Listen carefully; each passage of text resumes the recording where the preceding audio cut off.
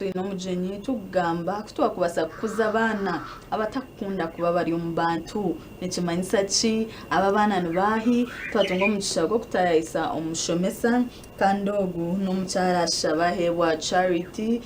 obwo ari omushomesa twire n'abaana munonga so natwara omugisha ogu oramusa abana muno batureba bona bakubasa kuba bakureba ogwo kubanza nabo beyanjura bari muterekanisa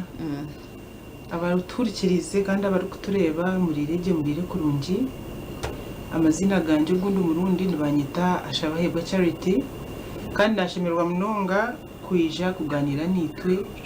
aha nshonga nkuru abana abakusingayo kuguma kuza abana batakwankirwa kuzo mu bantu nomanya life n'abantu life it is a social network hati washango ino mwana watakwenda kandi kuzo mu society tujya kwita kwankirwa kuza n'abantu hatugwe no muruto family erimwe abantu ayishomera kuzashomera y'abantu aha muri mahakuja korera hari abantu umutaxi haragende harimo abantu tukaborera tutatu basupportinga kandi ni kireto cyo mwana kushanga atakwenda kuza n'abantu so nanyenda ngo tuganire ahari yebi tubicenge tumanye ko turayamba umwana kandi abakurikiriza special abazira nishaka mu kice hihi turebe inshobozi twine tukora umukorera abana aba na no passive ngo kubareba okuciro bwira umwana atakuza mbantu ntukira kumureba ushango tari no mu jangu to gumwana ngumwana n'ikituna bamwita n'amazina ushanga abazire mbamupushinga so hard kugira ngo babe cyari kwenda ye kikuchimye kuba nikibaki kireto acukushanga umwana ryati hati abana ndaka resere kikubareta baba batyo nanyenda ngo abana tubato mukategura zibiri izoberi hariho umurujungu ubwo mwana atakwangiye atakukira kukunda kuzo mu bantu ntumwita introvert hat opposite ya introvert ni extrovert abana bine bikabibiri hari hakana ko kika wobo ryo mutaxo karenka yabukana kakwata ahashaho ya neighbor wawe wabo ryo mucyaci karyo nikiho bucumu mushaho ya reverend ko kakireho mwaba muri inkaho batandike cyeshongoro ko kimikire katire mu ngaro ninga kidongo mu bantu bawo cyagambora kana ko nika respondinga atako nikabakari aka extrovert then hariho ejeji type ndije ozaro mwana akucumukanisa mwata muto mwarebe umukereziya mutatandika kuramba ko shobora imwe n'umushabira hamutiwe hato shanga no mukirasi wabajya ngo batahe mukenda ngo beshitamise hato mwana introvert uribona ronde ntebe yakuza kushita mahowenka naho namana ticha yaguza takwankirwa kugamba na no mukomeje nyija nangwa yamurebero mudiriso mwagukwika akaja twakushemererwa wahwero mucenge hati hato ushanga bari different then akandi ko kareba anti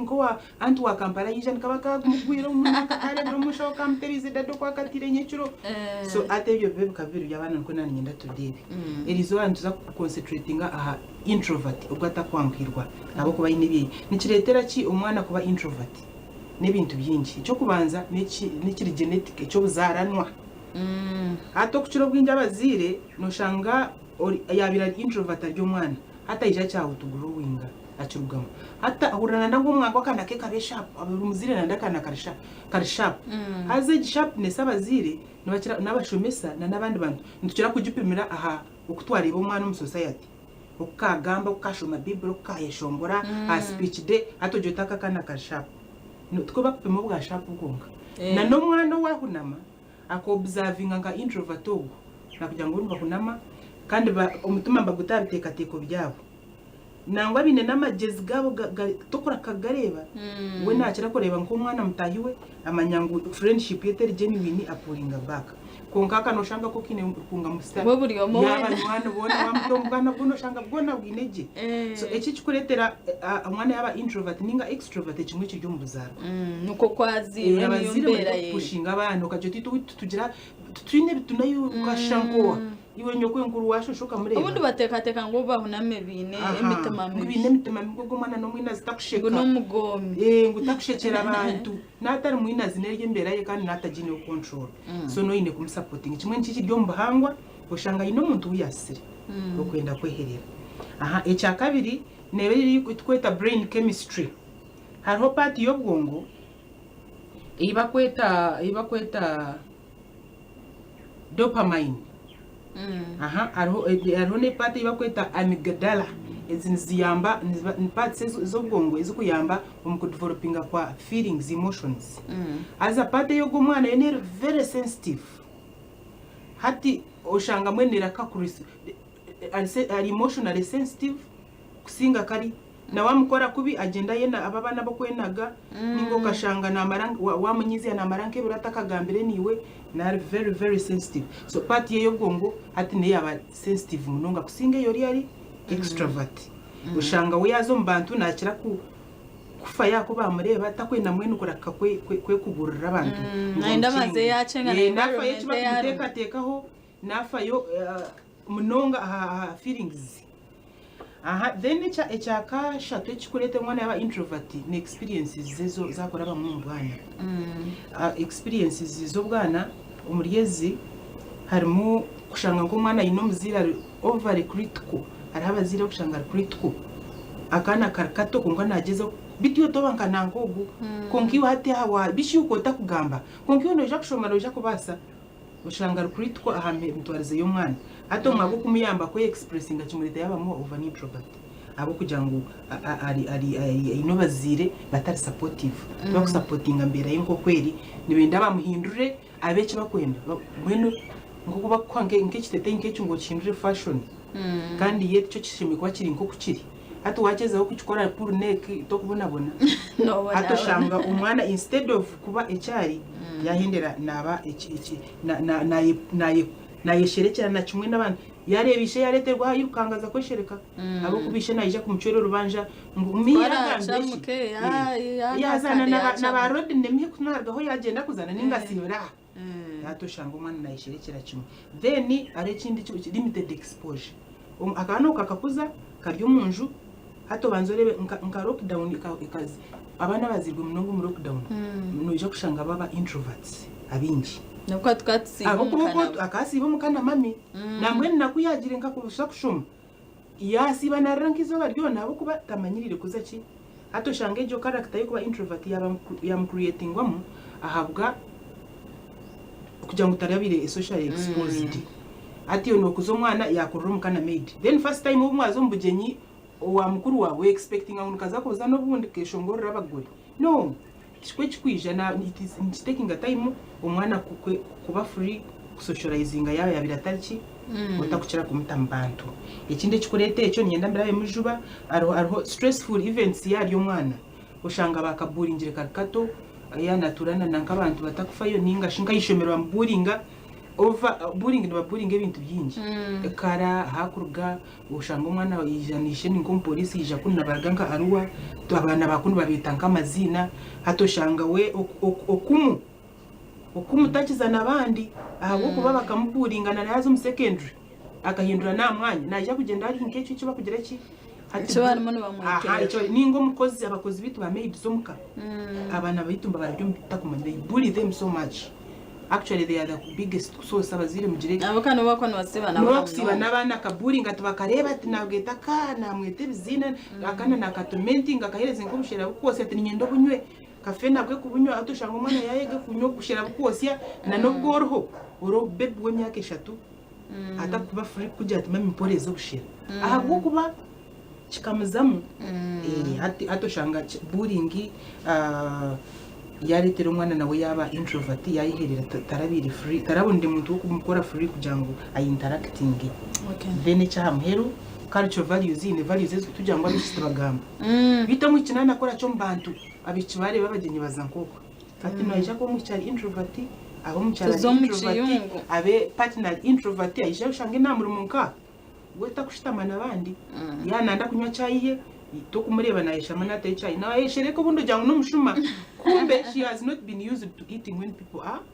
around. Yes tushirimo tujendo mission tuyine kiganiro ekikwasira kutwakwasa kuza abana bitu bari introverts abatakunda kuba beherira mu bantu abana ntubasa kuza tuta kandi umushomesa yatwereka ekikureta abana baba bati twareba ha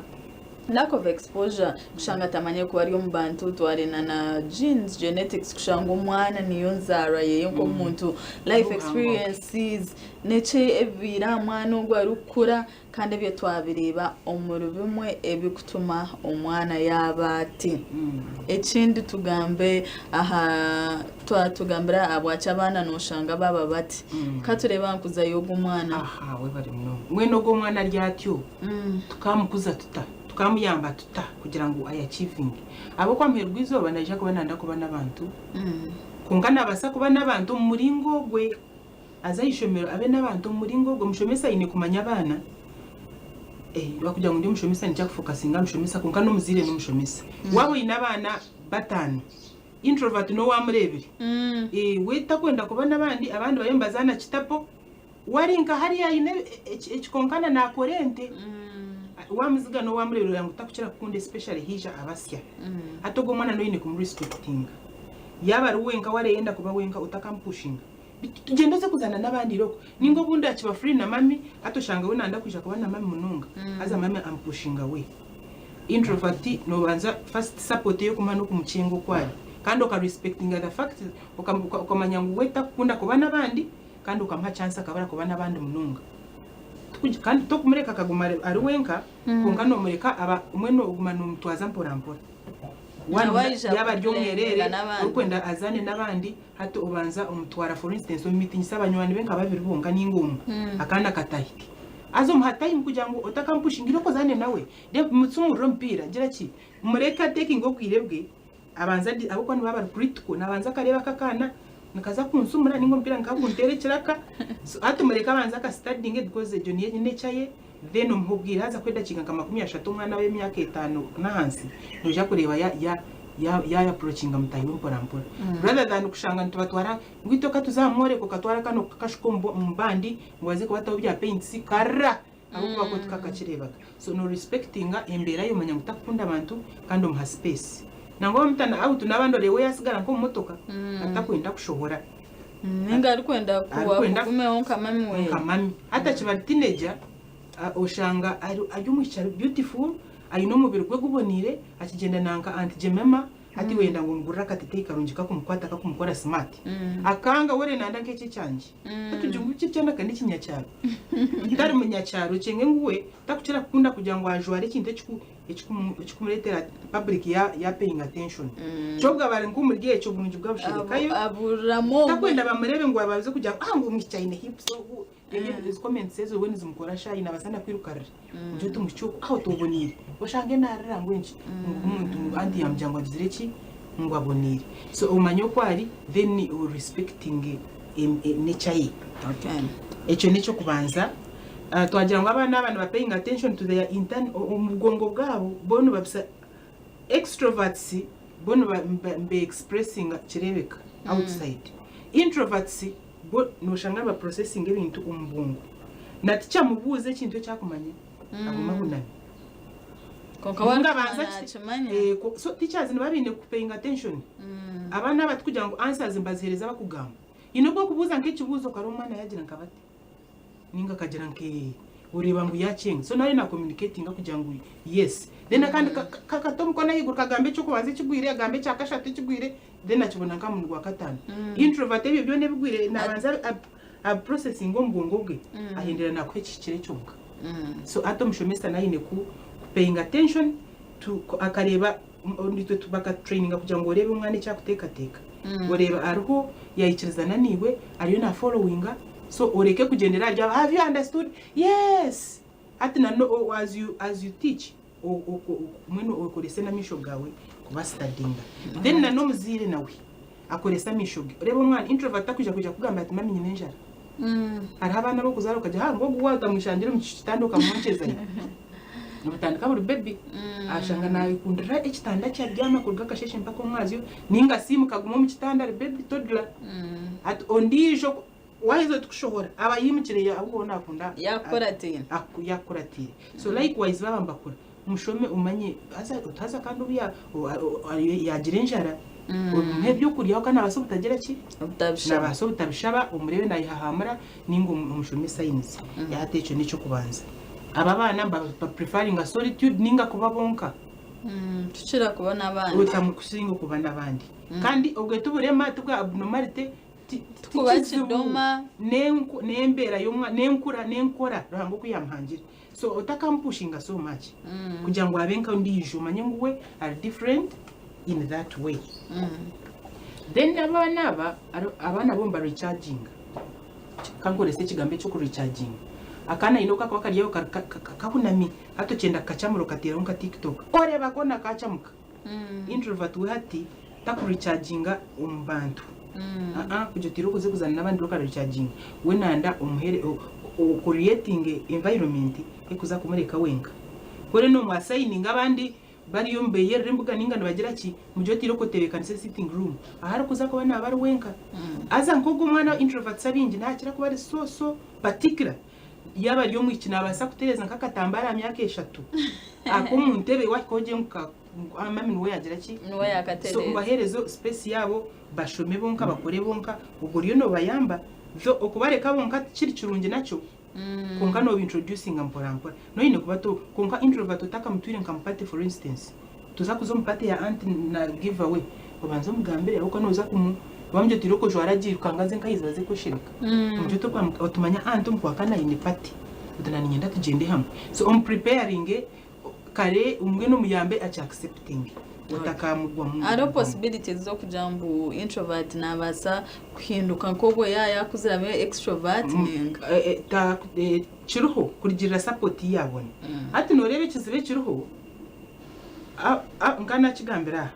abazire ba Africa we are not trained abajumba izaba tusinga baba equipping with parenting skills ushango umuntu atakashirwe namanya ngo ari extrovert na introvert atakizara kana katandika kare bakakigiye ibero banuka extrovert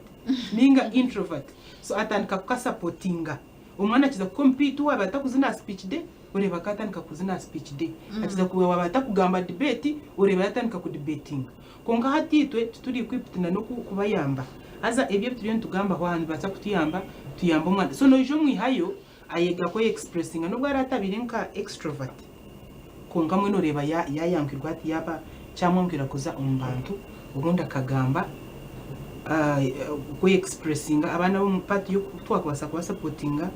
aho ko supportinga extrovert squares expressing ato makugira ngo iroko yeshongora abadinya speech day no basa ko twandike ibyo shongo Mwana inoko kushaka aona composing awe wenka ningo mjete chishongore cha uma presenting hato mu recording nkaso ayihurure yaba mwini yashemererwa inoko kushanga umwana nayishongore jote inakaraka karunja chukureba nakabona akashara ako atakwangirwa so ntubasa kubayamba twakura televi mpurampuro mwihayo shanga yayemanye cyari then amanya yari yo mbantu akitwaza atakuja ngo nawe participating kuja ngo nawe abe part of the group ninga zinko mbana batahibe ushange yakikamu umuringo gwe ahubwo yino ko kushanga buryo bwana butano konka kamwe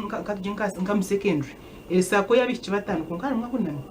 atogwe nawe yayambiwe kugira ngo azo muri batano extroverts konka guma nabo batebya sheka batebya agamba yonka kagambo kamwe kandi ushanga no mangu when she opens her mouth to speak iyo mwe narinze that time when she's going to talk ekine kinakwenda kumanya haro advantages zo kuba introvert ziriho zijwiri ziriho zijwiri introverts no shanga bari very sensitive people nibakira kuba empathetic aho kugira ngo natwaro bwira studying imbera atoshanga yakure bajati mani konka akimanya ngo wakora kumanya ngo mami must be having problems so that there is something wrong with my sister nubwo aratakukigamba so shanga bari empathetic nibakira kuba bari emotionally sensitive akibayamba bananga then ikindi baba creative kugira ngo bomba processing ebintu mu bwonko n'abateka introvert takukira kora kakwata gure bukopo nga extrovert abo kuba takakirize chikopo kuchitwara hariya na taking ngo bwira undi je for slow kabaki no she takes time nabasa kureba ne chikopo shangari na calculating ngo kachirizo so that is strength it is way a very big it is very big strength yabaziri tunyo kumenya so mwana yana atwarubwire bwe ukamuhoti yoza nk'iki chikopo kare yachikwata ariyo nakindura narebe uku iyo tajya mu yabo munafu yagenda mbona na processing mbona noza kushanga wamuhereza amasowani gebishaje na extrovert wamage bishaje introvert yayize amasuwanige ana gona nga katina kashajo ka extrovert yajoze hotel yo neko haro cyayera neci na kimwe nabwo tujya ngo kiba kiri kibi kunka we nara kusengwaze kuzana katugiri kunko ari very particular azejo niki ni strength and your strength extrovert nabamanya kushoma personalities ushanga introverts rather ushanga teenager we myaka 18 ayine munywani wo so no preferring a quality to quantity kandi nabamu tryingire amanya ngo gun friend murungi na nakoke kakuza kuronda spouses tokukira gukora nsho abo kubona twarobwire kuzanka ku trusting umuntu adoshanga ati yakora nshobe ningo bundi ashorerwa nakubona ngo mukazi bajya mbishori yangusha nabakamuroga takakira munacete ningo baturana no mukazi umushiki mutahiwe atakamanyaga munanda ubu nko mwojo munywani wa campus yiwo jangu nebyo kushoma kumbe we ore nakuretera nk'ibyo kurya nafa yo cywagira ki takakigambaga ngo nakunda ngaho bakuza kurganka kose abana kugamba ndakugamba nabwe azindika ka message ati bishinka gememo kanyangira ki nkakwanga ryari shikashi ati we nayamarayo that is the best he can express himself kunga nabakushomere kandi they love genuinely abo kubatayinta kumanya pretending so bine strengths zabo na extroverts nabo bazine so twajya no kubareba difference yabo tukareba ko twabayamba hariho buzubu obo kuba introvert buruho bwijwiri nje bakuyitagira support abo ko twareba ngo this world no tekwa ku interacting n'abantu right from birth no interacting na ba midwives abakuzaza na mukanisa na everywhere so mwana naine ku interacting n'abantu kunkata kwankirwa so hariho buzubu yabata ari extrovert umushomesa nabato butamanyita cyakucenga ushanga atayambe ubwo mbyo kushoma abana batahibe baba musosore ubucyo bw'nyine bacyakwa bullying they are victims of bullying ushanga yishomero mba musosora nimamutera ari ngari yawe ngamba mutambyanke bicepe nimamwita amazina agukurwa mukunama so ibyine bizubu byabyo byinji munonga nico bine kukuya aha bwenshi kandi cyo baretere bizubu no kugira ngo society n'abantu abakutura nabo tubakumanye ko baraba supporting ni babareba nkabara abnormal yet they are normal hato abnormal tejo ushanga nabana baburinga no mushomisi bityo togamba konkiyo to kubasa kuwe ninyenda ngo yimka hati bani wisho to barira hici baro ishato mirundera umwana arira no kurira mushomisi ateka ngutakucimanya kumbe no kumwe bacamwe bakata kubasa kuzomishoga class akareciting umurundo gwa katanu tingumanye bo wakire atoshanga yagumirwa abo kubana bashomesa bonyine abamwe no shanga either bakabara absent of bashomesa ko bara dealing na introverts ninga bataracumire then abashomesa to taking time garaka aba abinji nabake okushanga nakora self discussion yine nashoma nga types zabana on her own ningo kenda kumanya ikikuretera abana babehavinga bata niki we nago bayizicire biriye bamushomisa mu Rwanda 9 asa byo ba outdated they are having to measures nyingi zo solving such problems abashomesa n'abazire bine kuza refresher courses n'abazire nanye ndango kuba kushaka gitandika tugira ngo kuba kwegesa abazire umuzindi aspects ushanga umushija na facilitating umukazi ngo aze kushoma kuba akora business nibagaraka yamutwara masters shana za theology mugire ukwato umukazi mugire ka kose kumwaza uka parenting manyi abana mbatwarize muta then supporting go introvert ako botam supporting naija aruzinga out ningo shanga yazo mu interview ngeje toramo yambere kugira ngo arige agambe nabandi bambuze ikiguza hunamo hata indira nabo go murumu ninga remwa performing aha murimo abuka she cannot express herself. Alright, bari bacirinitwe aha TV host tuchirimo tugenda mission tugamba ahanshonga ezukwatirine na no kuzabana abari ba introverts ningashi abakunda kwa barunka umwana yana akunda kuba nazana wenka nureba bucimuco nakunda kuchikora wenka eyo nko muzire mundo takatekateko togo mwana tushana no munafoti takunda abantu n'abantu baburijo tureba ngo ababana nibenda support tubikize ngo jo niyo mbera yabo tuba supporting abokana no mukukora kwabo bina hibarahice bakenda ku interacting n'abantu muntu arebe kurete byo twareba ngo introverts hamwe because of the circumstances nabasa kumara hinduke urebe yatandika kukunda abantu yatandika actually tukunda abantu kuba n'abantu akaba involved nabo tware advantages zo kuba introvert tware na disadvantages zikuba zero ekindi twazagamba arichi ekindi twazagamba tukirya kutwakuba supportinga atoko kuba supportinga introvert wa twajya ngo mu encouraging mpora kugira ngo nawe ayakira abageni aganire anko a speech day umuhereze right umwandikinga ka poem aka reciting akakwate then n'abashomesa n'abazire mukore hamwe kudiri abashomesa nabakira kugira challenge umuzire yija kugamba n'umwana wakajya ata atogutatinka Natasha tugutakunda mbantu ato mushomesa agire banka ngo muzire ngo yam challenging if that is not the case umuzire mu advocating introverts wowe n'umwana wa introvert uticereza ngo bamugire ki cyari cyo kumhindura ishomero rihindura if the teacher refuses to be supportive ndeko mushomesa manyo mwana wawe umjoto utaraka kumbuza utakora kukigwa kugira ki kuzambantu especially a stage ya nursery utotamushita msanko misho abamutire nka side kugira ngo ningo ubene beshongo utamuforcinga kuzina then introverts tubakira kunda kuba appreciated publicly ariko kujya abanasari binaka kandi twabo umwana yakaka ansaka kiri rero yamwimerezo misho papa for gogo you are so rero ngo ayeko atoma gira na introvert takugenda instead nchakareta kuzagaruka kwa answer abo kuba wamuzimisa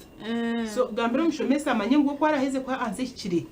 cyo kugira ngo amutera mu ngaratemerera ninga wayendobere ko mwe barizinkaho uningo no basa kumureka yashobora nabandi mukwata yibego mjo but wa answer brilliant wenka she prefers it that way whereas an extroverted child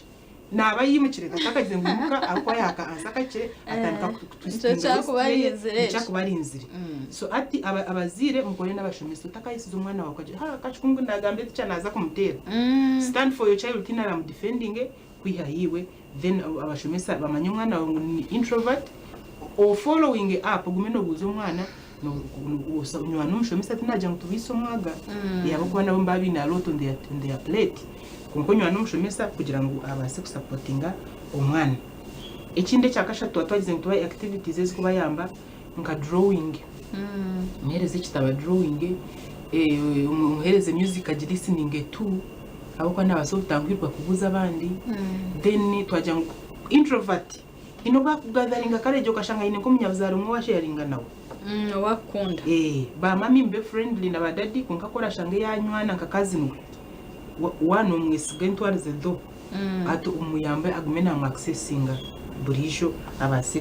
kwegira ki expressing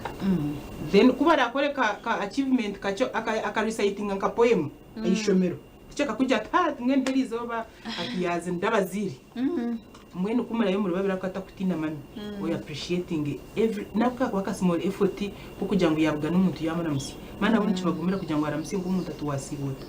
atoreba yabwa n'umuntu areba ngo umwana ine mcyo ngo utakora musi y'abantu nabatina na takora kucyuka kandi tushemeye confusing introversion na self esteem n'ibintu bibiri ukubura self esteem hatecho chirnum kungo kuba introvert chirnum though no sharing a thin line between their personality or self esteem na bana feeling insecure takweka kasa oba are good enough are insecure ngene self takumanya ngo are enough na yana sheka takumanya barashekeje bateka ki konka introvert we na yef na teka takora kakuru kuzamu bantu konka insecurity yo ni personality inkonyo babachenga at owa low self esteem na ndo biyambe bwinje munonga kusinga kusherago wa introvert so wamanya ngo introvert umuyambe aze wenka a drawing then no basa kwata ka drawing ke bishenda banyina muganire ati nyuma makareta katebe nka surprise when they are still young tuchukuza ndabongo bwabo dadu kwarija ka appreciating ubuze no haya katera kwa kugira ngo it is beautiful appreciate mwe na feeling munawe in his own way kusingo kumujyotisha uturge ngambiro tuntebeze story ijo tugniwa elizoba niwe ratushabise azaronka and ninga bilesinga made umusi bumbamba tino tuntuche murekareke kushabisa rekareke kushabisa ashabiso ndijo then uyu muhereze ngo abahandikire nk'imishoro ngo musha kureba yaki alright so kuza aba introverts neza ko eri collective effort yari twabazire abashomesa environment yenyene eyitukutura muna yote sheme ko neto nagiye munonga yamba introvert setting boundaries akatwara mu victims ba bullying ni baba pushing so hard so umuyambe ayege kugira ngo no ayege kugira ngo no ubwana butayi bwabo no baburinga nangwa na introvert yaza nko mu high school that girl we safosha ngene bamutayisa nkamizi ninga nuwarya atayi mutebe mirundo mushanje akatakuza kugira ki wakuza kuza uniform z'abasenior 4 so umwegese kugira ngo setting principles nacyo cyo graduate ngo mujye ngo nubasa kugira ngo no kandi yangire uremerewe aro abana bo kwa numanya ninga umuntu mukuru ushanga mbamanya ngo munami ngati na crossing a boundary bajya ha ngo hunami konka then ushango nisho na hunami konka are almost used nwakuza kukiriza bitebe babine ho chapo amukiri sentebe mushanju kugira ngo taraga warkweyera so omugambira yege kusetting boundaries bamjangu hati niyo rayera jat nyere kandi abantu bachira kutekenga advantage y'abantu nkaba batakosa ko express naba kama prefectorial bamwe nkabana batayibabo abakutekinga leadership skills nabachira kubareba abo kuba babamanya so shanga nam exploiting ubundi nanabashomesa babura kukireba atoshanga ninga ngomuka umukare katuzamuka abaziri oshanga oyina abana babiri extrovert we yimuka kare yaciro mupira wa neighbor atoshanga introvert nayo zibu ko kubanza kukorwa kasande akugira ngo she's down is available kandi taragira ngo no that is very dangerous umwana nakora rwo yanga ushanga nwarashe kuroburo ushanga nwarahate nwaratekera abana nwatura heciro umwana kandi barya abana nkamushanje abandi baringaye so nikisha kimutaho damage amanya ngo utakundwa akatayine boundary so ayege kugira ngo no bareke mu exploiting ni mwe nagire principles setting boundaries babemba amanya ngo guto crossing aho nami konka to kufa kwija kuza kutware itawureye kugisimuza she will come and defend herself in her introversion. All right, is another important thing when we are dealing with introverts. Then abaziri ni kuba careful kugira ngo ba balancing zone zibiri yo kuba introvert niyo kurugayo utaka mwese tutinyo mu cywanjye kwe ni kimanya ngo hunami muyambe arike ati karabata abo kuba no mucyara naje kwija kushwerwa ayine kwakira abantu ato anoja kumureka introvert asibe na yishirika baramubayiza kwija asibe na remwa kushwerwa so nojo muyamba abanza yakira kakazi nuwe wakunda ija kumutayira mujotiro ko beno muganira ware yayankirwa atayakira umwe akika kwakira babiri ushitama muganira ahubwo no mumanye mbere yuko kumjoti no ko rutakunda kuzambantu kuko noja kubine kubana abantu so ugumo gezeho mpora ohisyo mbantu cyo gushitama utagamba shitama muguna naramende wo inabajenye bo beshereka kumshenje ubeshereka kumshenje atomoreka ngo it can't be like that forever noja kukubwira ishanguru wenka we I am not uri we ni kwakira abajenye boki bo munju yawe so umwana umuyamba mpora uba atu wa balancing zone yo kuba quiet konka wa muyamba kugira ngo aje ahubwo naje kuba yine ku interacting nabandi mu encouraging joining clubs ayishomero abo kuba naje kuba naje kuba yine ku clubs nzikira ku miyamba katugire ngo yaza nko mu club introverts mbakira kunda za writers club ito kwija kumushango interact nenga mu debate utakashikana mu video kandebera ba interact bagire nkanke imishomero so and so presenting azo interact mu encouraging mu tushishimo no kunda clubs akugamba kunyoni debate kunyoni njukunda tunkati kunda participating hatu mugire ngo aze yabanze abenka passive listener ubunda point of information ni umuntu kumwe agitayo then mu encouraging azo mu clubs estakuchira kubashubuza kugira ngo be expressing nka writers club ahandike magazine z'amashomero nko bwa clubs nko kugira ngo agumena argayo ibyeshongoro byana makweshongoro nkata kumanya kuzamba ntwagira ngo recording then bringing out to na wabone social recognition adera argayo ngwe narge kuri umukuni mpora ayege kuza nabantu umurimbo konka kitija so abrupt kandi kitaraho pushinga utamjangu abinka baharabana nkaboka no bakwishongura mu kanisa aho kataka baba takubasa kubaba shihase okay yes echende avo tureke kubayita amazina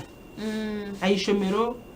tureke kubayita amazina umuka utakaba reboringa tubitogo tugwagire shone teshone nyozi kamrenga koshanga muba kurifaringa ha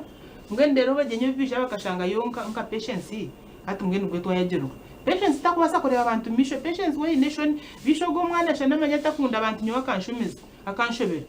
oreke kubare boringa ibintu nkebyo abo kandi bapuringira kimwe baka barwa amaramwe umwanya bwo kuba encouraged so bayambe ekindi twagize ngo bayambe hari ikintu kisya nkakuza kutwara introvert kumhindura ishomero. It should be something abaziri kibine kwega. Dad na ijo mu rugumo mwazi yajya nchaka ataza nabihayo kakagera cyada kuja bari atibinde grade na hurango bagwire. Nyencha kare mu jware nze kubashabire myanya mu private school. Introvert wa mwita. Hati yabari mu kungana na class ningo shanga kana kon kenda gumu baby class ninga midro nikenda ticharita. Takwangirwa kuza mu class ndijo. Yatakumanya takumaticha uri. Hatu yaba promoted hatu yonto zo umurembe go kuba promoted this is a season. Umwana wa baby introvert ayo naza kuzo mu top. Kandi na urangwa ba P1 mbaba ninga naza kuzo mu P1. Na urangwa mbabatera ngucha so natera. So tak already stressed na hatu no gata kumanya kugambira. So preparing go to wargo baby manya wargo middle ino zo mu top. What cha so and so.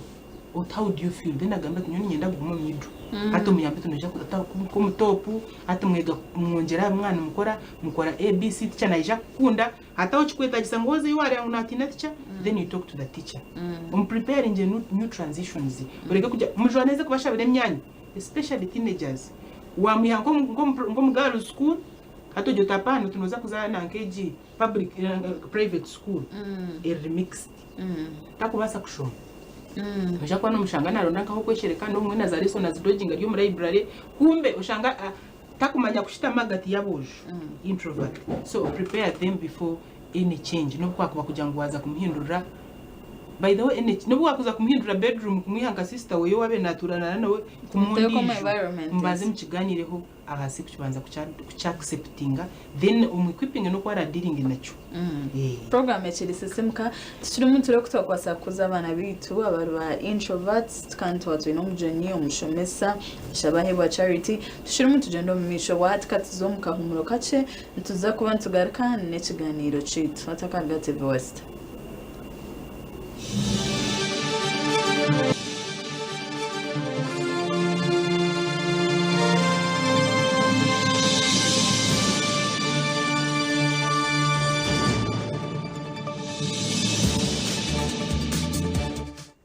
Mechiri sisimuka wabarachiri nitwe umuhereza wawe ocine Jemima yebare kandi tucine omushomesa ashabahebwa charity ari kutushobora okutwa kubasa kukuza abana bitu abarwa introverts wa gamba mnonga hacinte chikwatine na support kurugo mbazire abashomesa environment eyabana be bakuturamu njatwe no kubahereza obuyambo bukumara kuja twabareka bakoraje. Ikindi tukabasa gukora ki umukukuza abana aba ate ikindi kitwakubasa gukora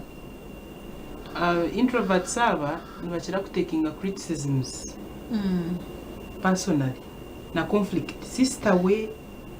yaje ari kiteteke cyagoriri iki kintu nushanga kitakwija kumweba na kitwara personally.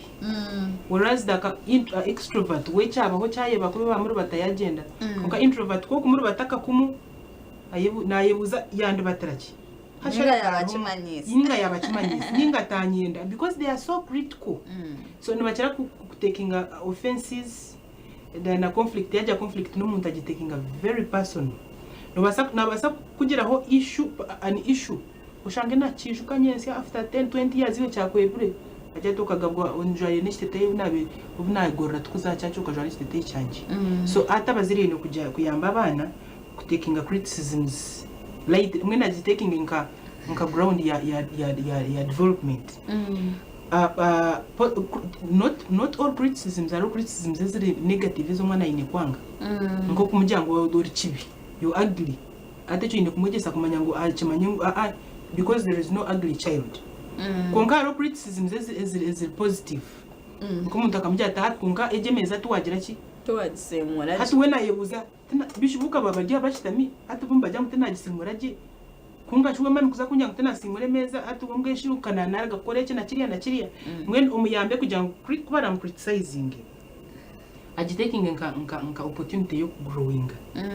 Hatu yayo najya ngo bambyango emeza yagisimura kandi we yakera mukashishe yakora ibintu byutu utukashe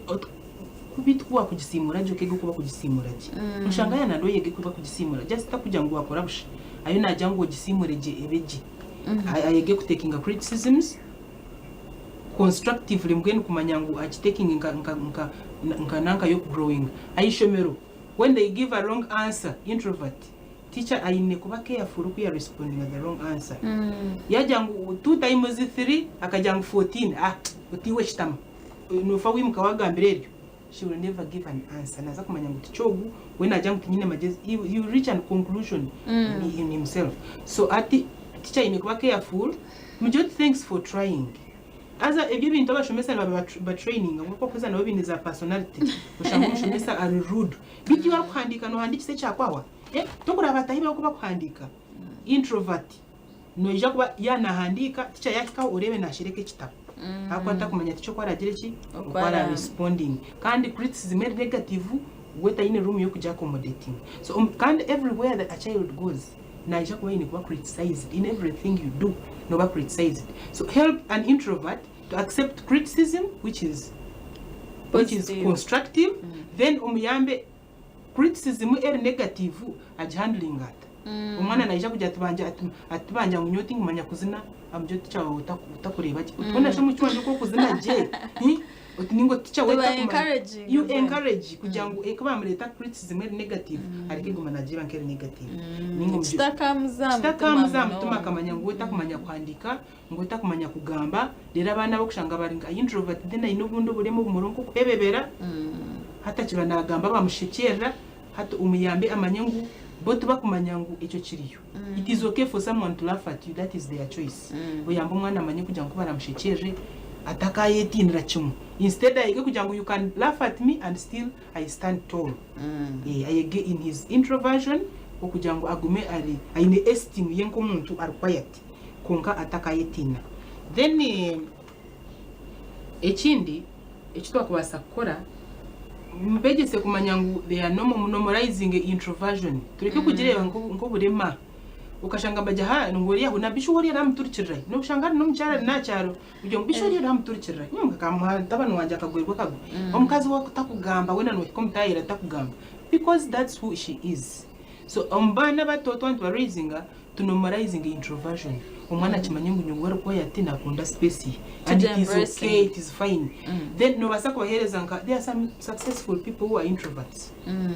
barumuna na adults no shanga umuntu nabasa kuba yegere kuganira hatwe ngo cyo studying ujyo to gumuntu mbwana he was an introvert or she was an introvert personalities like Bill Gates he was a very highly introverted child akana kunda kuba wenga hasn't he become successful so oyo woreke kugira ngo introversion to draw back your progress instead umwana yagikore saje nebasa kuba trigger yo kugira ngo agire ki progressing in life. Alright, ni dobda chikabwitu buri muno buhayo mbeno atempa mayigambo cyawe cyamuhe ekigambo cyanjye cyamuheru ninyenda kugambira abazire n'abashomesa introverts nibenda support extroverts nabo nibenda support kumva kuchiro bwinje bano bamanya ko supportinga twajya ngo nababana tukujya nkine vibe wakashanga ukajya nkine vibe then hari uri atine vibe ubwo ukajya ukamura muzo kabasana kumura musyakareba hansi hatu waramse umwana akacurama ninguka ukamhanga assignment utogende ubeno no singa genda tiri abagenyi TV akaringuruza yakire babara bashatagarukaye ato utajya ngo yayanga tiyabona confidence then abazire shomo jeza hoye ngo kushomo kuba kuteka cake mami jeza ho shome umwana warya ati nkadiringa ndanawe kumujyango ngireki ngo muyambe tubarebe nk'abana barinomo ahabo kuba research nereka ngo barinomo and they are really normal and more introverts are going to be born so we better get to know how to raise introverts tukachimanyire tumanye ukuba ku raisinga introverts then abazire n'abashomesa twege note ko adapting as a child grows uko kumhandoringa infant oyege techniques zo kongeraho yabana abari yabana abari a child yo baba 5 to 6 ukora handling nka teenager na nabashara bashwirwa bashije ba introverts n'abamya bashira abacara ba introverts twege kuturagire ki ukutura ba handling nka introverts bari normal kandi ni strength wa supportinga ubwo bwabona bano bukoraje ba processing ebintu je so tuba supporting bakure from within back bringing her out rather than forcing them kura from without back za in which is not the nature yabo when finally yamba introvert akure kurugomunda a processing ebintu internally okusingo kubireto kabigira ki ukabimforcingaho like an extrovert then omuyambe kugira ngo yashomere strength ya processing omutwe akajiha yate akajita mu public akasocializinga nabandi at the end of it all life is when tutekwa kusocializinga whether we want it or not but she can still socialize as a quiet reserved child. Okay, wabale mnonga ashabaye wa Charity kuja kutushomesa akutwa kubasa kuza abana abazire abashomesa abana babatune kubareba tukabamanya tukabasupportinga tutakaba segregatinga tutakaba labelinga amazina umundaga kubasa kutuma nayo bafuna low self esteem turebe mutwa supportinga abana bo bakureje nyacha kareba blending na society program yerisisimuka kandi kiri muneje ndo misho wati katizo mkwamuro kachentu za kwachira mzee bisisi no akushemeze okusesha ishatu zenyene obweji program obwerabe nehendera takarga TV West.